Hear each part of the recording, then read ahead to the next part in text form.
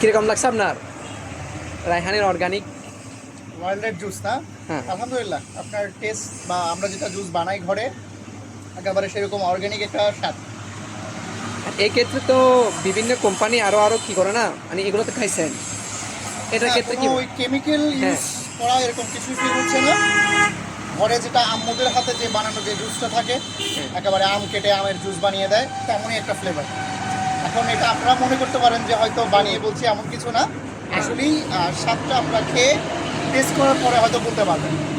So সেটার জন্য আপনাদের চলে আসতে হবে আমাদের এখানে আনোয়ার কনভেনশন হলের পাশে না, একেবারেই পাশে আউটলেট আমাদের রায়হান ভাই আছে।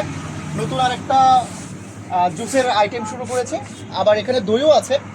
এবং দেখতে পাচ্ছি যে দুইটা জুস শুরু করেছে আপাতত প্রথম পর্যায়ে। একটা হচ্ছে ড্রাগনের, আর একটা হচ্ছে আমের। তো পাঁচটা আমি ট্রাই করলাম, ড্রাগনটা এখনও ট্রাই করা হয় নাই, তবে এটার স্বাদ আসলেই খুব ভালো ছিল। এটা হচ্ছে সত্য কথা।